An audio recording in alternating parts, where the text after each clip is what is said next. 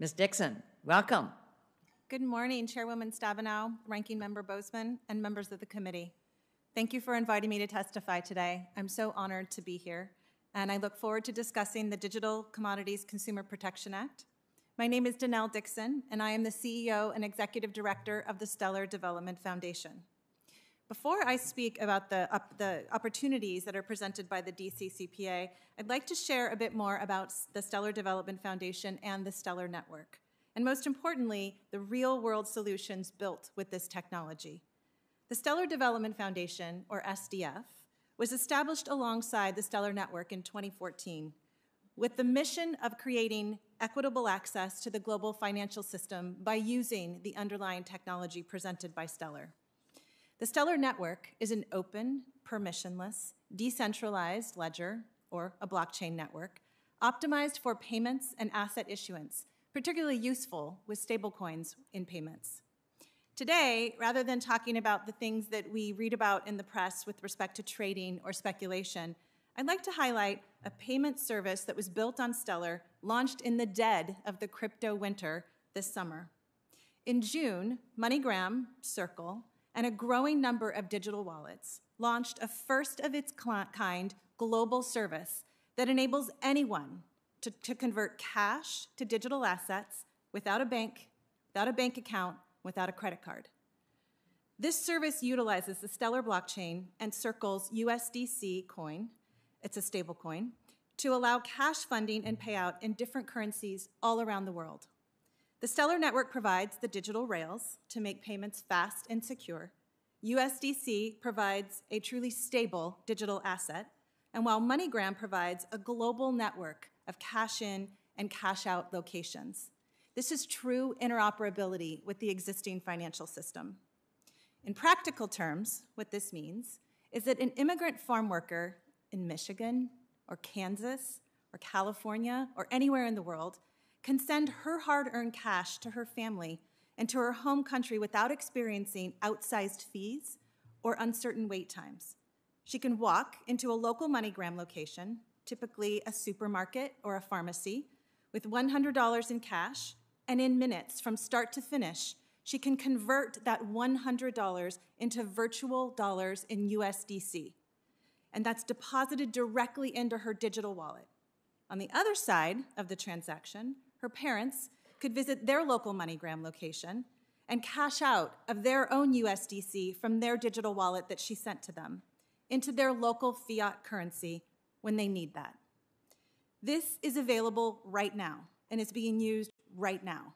This novel service gives neglected, unbanked, underbanked, and cash-reliant populations a pathway to enter the digital economy.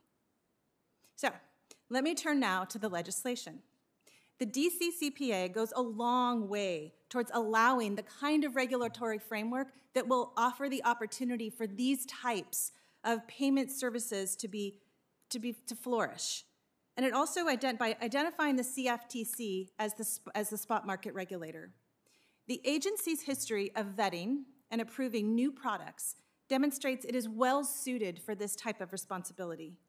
We also applaud the focus on consumer protection and education and its inclusion of the study on energy consumption related to digital commodities. It is also encouraging to see that this bill sets out a process for listing stablecoins and that it is consistent with the PWG report with payment stablecoins not being included as securities. We agree with that, and they're necessary for payments. Rightfully, the DCCPA has defined a digital commodity while recognizing the SEC's jurisdiction. Unfortunately, it fails to address the fundamental question that plagues this industry and has for far too long. When is a digital asset considered a commodity versus a security?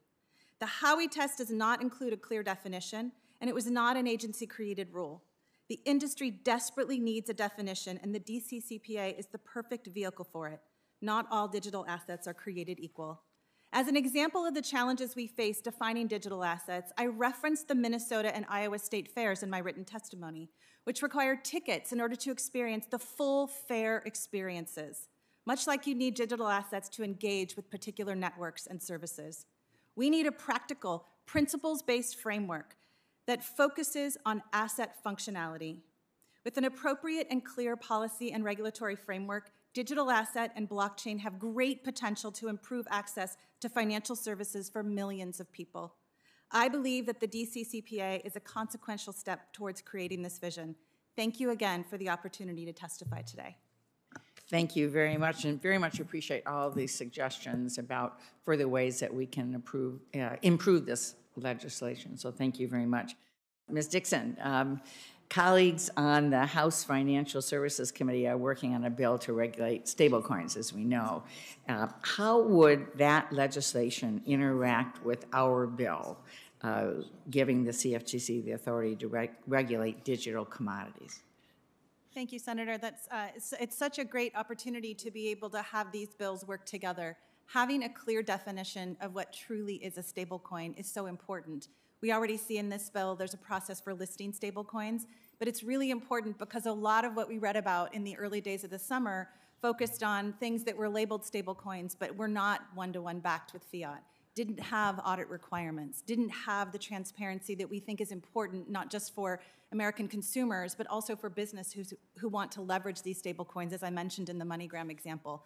So creating that very clear definition of what is a stablecoin, holding those assets in a secured financial depository account, making sure that you can't have, that if you do have around the bank, that there's not going to be a problem for the constituents that choose to get their money out. These are all really, really important pieces that we think need to be addressed, and we see not just the bill in the House, but also the proposal that Senator Gillibrand and Lummis put together with respect to stablecoins and defining stablecoins. We'd love to see the idea that we continue to have innovation in this space, but it is regulated innovation around stablecoins. Well, thank you. Thank you very much, and I have numerous other questions, but I'm going to stop at this point. I'm going to go and vote and leave the committee in the capable hands of Senator Boozman, so don't mess it up. So I'm getting a little responsibility. That's great. Ms. Dixon, again, another thing, and this has been discussed already, but I think it is important because it does come up. It's my understanding the energy consumption required for proof of work, consensus mechanism, transaction validations can be significant, which is why I'm glad our legislation looks to study the issue. What is your view on measuring energy usage related to various consensus mechanisms in the crypto space? Thank you so much for the question, Senator Boozman, and thank you for your leadership and that of your staff on this. The environmental and what the bill presupposes about the study that needs to be done with respect to the environmental impact of all the different consensus mechanisms is so important. It's something that we do in lots of other industries to be able to figure out the benefits and the harm that each of the industries or each of the different challenges bring to the United States. All consensus mechanisms are not alike, but importantly, what we can do, and what we're hopeful that this study does, is create a framework for how to measure the carbon output and figure out what we need to do as an industry to even further improve it. We just saw last night, I think it was at 2:34 a.m. In Eastern Time, where Ethereum moved from proof of work to proof of stake. That was already a momentous shift from that in terms of demonstrating the increased sustainability for that network by moving to proof of stake. So I think, again, not all consensus mechanisms are created equally, but if we think about a framework, which we've done, by the way, we've engaged PwC to create that kind of framework to consider how you should, and we've done it with respect to the Stellar Network, what pieces of the Stellar Network and what pieces of the transaction should be viewed when you're looking at the sustainability impact as a whole. We welcome that kind of framework. We think that the industry needs that to be able to create consistency and to understand really truly the value and also the potential harm and what we can do to improve on it. Good. Thank you very much. Madam Chair. Well, thank you very much, Senator Boozman. Thanks so much to all of you, and we appreciate your testimony. Look forward to continuing to work with you, and also appreciate so much Chairman Benham and his leadership at the CFTC, which is going to be so critical moving forward. We saw last year a lot of volatility in the marketplace, and we have a bill that's going to address that to make digital commodities safer for Americans to use and to trade. And again, investing in and supporting the innovation and the opportunities as well. So I think this is a really important opportunity for us to move forward, and I'm hoping our colleagues will join us on this bipartisan bill so we can get the CFTC to work. And again, thank you. The record will remain open for 5 business days for members to submit additional questions or statements. And without further comment, the meeting is adjourned. Thank you.